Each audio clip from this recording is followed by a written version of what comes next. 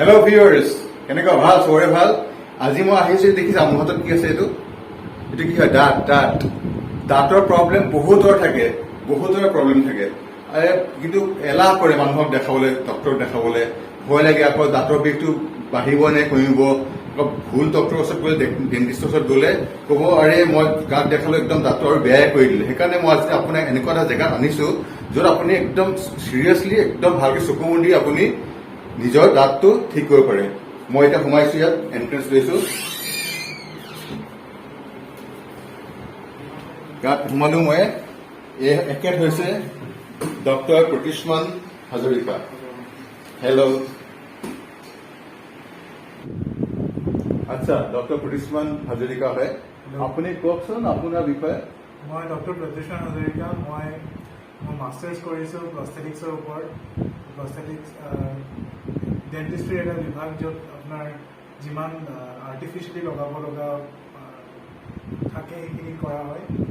দাঁত, ক্ৰাউনছ, ব্ৰিজেছ, ইমপ্লাণ্টছ, নাক, কাণ এইবোৰো লগোৱা পৰা যায় প্ৰস্থেটিক্সৰ বিভাগ। আপোনালোকে কি কি ট্ৰিটমেণ্ট দিয়ে ইয়াত? আমি চেষ্টা কৰোঁ আমাৰ পেচেণ্টছৰ সকলোবোৰ ডেণ্টেল আৰু অৰ'ফেচিয়েল প্ৰব্লেম ছল্ভ কৰাৰ, মানে দাঁত আৰু মুখৰ সকলো প্ৰব্লেমখিনি ছল্ভ কৰাৰ কাৰণে আমি চেষ্টা কৰোঁ। which can be as simple as a dental filling or scaling to bring. আচ্ছা, এটা কথা কওকচোন, মোৰ নিচিনা মানুহ বহুত আছে যে চাদা নাখায়, চুপাৰী নাখায়, কেপি নাখায় বা চিগাৰেট নাখায়, একোৱে নাখায়, তথাপি দাঁতৰ কেনেকে মানে কি কেলে হয় বস্তুটো? সকলো বেমাৰে মাল্টিফেক্টৰিয়েল হয়, তেনেকৈ দাঁতৰ বেমাৰো মাল্টিফেক্টৰিয়েল হয়। মাল্টিফেক্টৰিয়েল মানে মই কৈছোঁ যে বিভিন্ন কাৰণে হ'ব পাৰে। চাদা চিগাৰেট এইবোৰ ট্ৰিগাৰিং ফেক্টৰ্ছ বা ৰিস্ক ফেক্টৰ্ছ হ'ব পাৰে দাঁত, মুখ, দাঁতৰ আলু বেমাৰৰ কাৰণে, কিন্তু জৰুৰী নহয় যে সেইখিনি কাৰেক্ট কৰিলেহে হ'ব।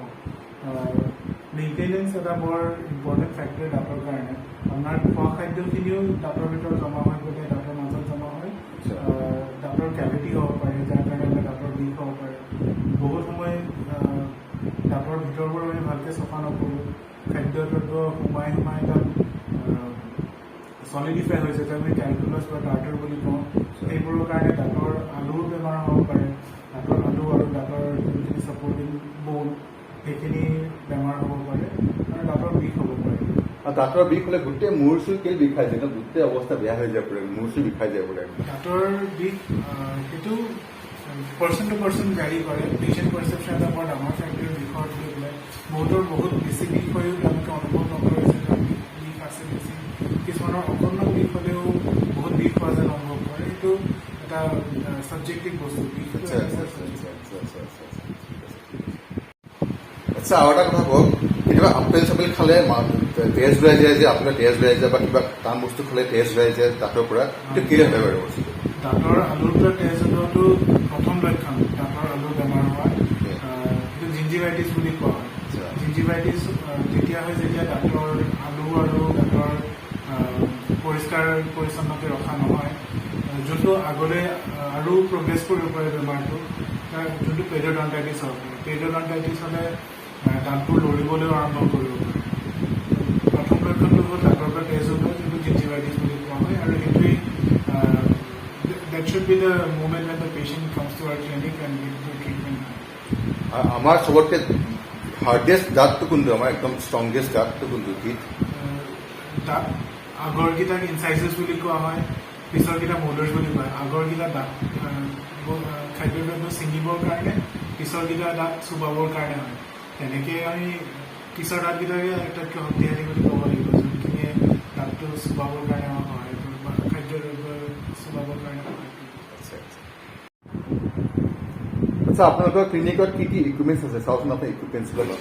এয়া হ'ল চেম্বাৰ, ধুনীয়াকৈ ৰাখিছে। ইয়াত চেম্বাৰ, ইয়াত দাঁতৰ অলপ ঠিক কৰে। আচ্ছা, এতিয়া ইকুইপমেণ্ট চাম কি কি বস্তু ইউজ কৰে ডক্টৰে। ডায়েগনচিছৰ কাৰণে আমাৰ এক্সৰেখন খুব জৰুৰী হয়। এক্সৰে কৰিবৰ কাৰণে আমাৰ এক্সৰে চেঞ্চাৰ আছে, ডিজিটেলি এক্সৰে চেঞ্চাৰ দি আৰু এক্সৰে মেচিনেদি। এইটো এক্সৰে মেচিন নেকি?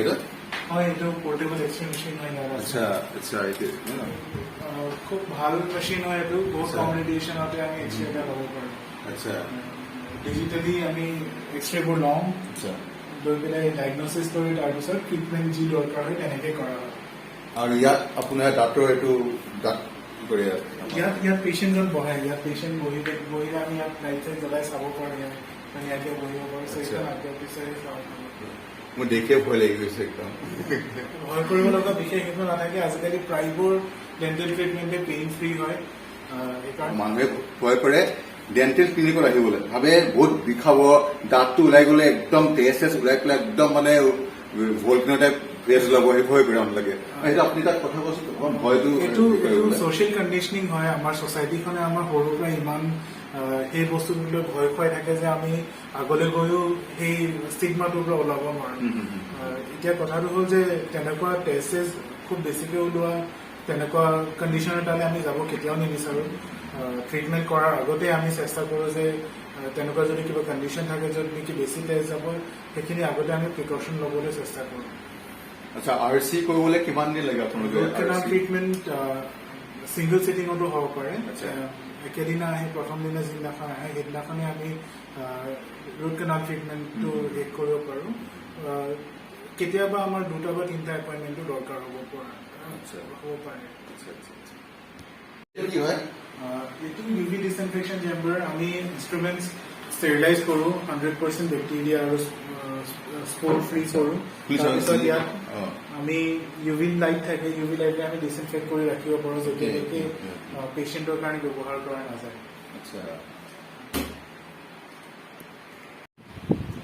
আপোনাৰ মানুহে যে আহে পেচেণ্টছ আহে আপোনাৰ অফিচলৈ ক্লিনিকলৈ কি প্ৰব্লেম লৈ আহে তাহাঁতে খুব সাধাৰণতে আমি দেখোঁ যে দাঁতৰ বিষ বা তেনেকুৱা প্ৰব্লেম লৈ আহে দাঁত লেতেৰা হ'লে মানুহ আহে বহুতে আপুনি কোৱা ধৰণে দাঁতৰ আলুৰ পৰা তেজ ওলালে তেনেকুৱা ধৰণৰ অসুবিধা লৈ আহে কিন্তু আটাইতকৈ সঘনাই যদি আমি দেখা পাওঁ এইটো দাঁতৰ বিষটোৱে আটাইতকৈ কমন প্ৰব্লেম বুলি ক'ব পাৰি আচ্ছা তাহাঁতে আহি পেলাই প্ৰায় স্পেচিফাই হৈ যায় ন আপোনাৰতো খুব ভাল আপোনাৰ খুব ভাল মোৰো 3টা দাঁত তেখেতে কৰিছে ঠিক মই গমেই নাপালোঁ মোক কথা পাতি আছে মোক কামবিলাক কৰিলে মই গমেই নাপালোঁ 3টা দাঁত যেন ঠিক হ'লে এবাৰতে খুব ভাল কৰিছে খুব ভাল হাত মই I am really grateful to him thank you so' much এতিয়া কোনোবা যদি আপোনাৰ ক্লিনিকত আহিব খোজে এপইণ্টমেণ্টটো কেনেকৈ ল'ব পাৰে আমি বিভিন্ন ধৰণৰ এপইণ্টমেণ্টছ লওঁ আমি আমাৰ ক্লিনিকৰ ৱেবছাইটৰ থ্ৰুদি বুকিং কৰিব পাৰে বেলেগ ৱেবছাইট practo.com আছে তাৰ পৰা আপুনি এপইণ্টমেণ্ট এটা বুক কৰিব পাৰে আৰু আপুনি আমালৈ ফোন এটা কৰি আহিলেও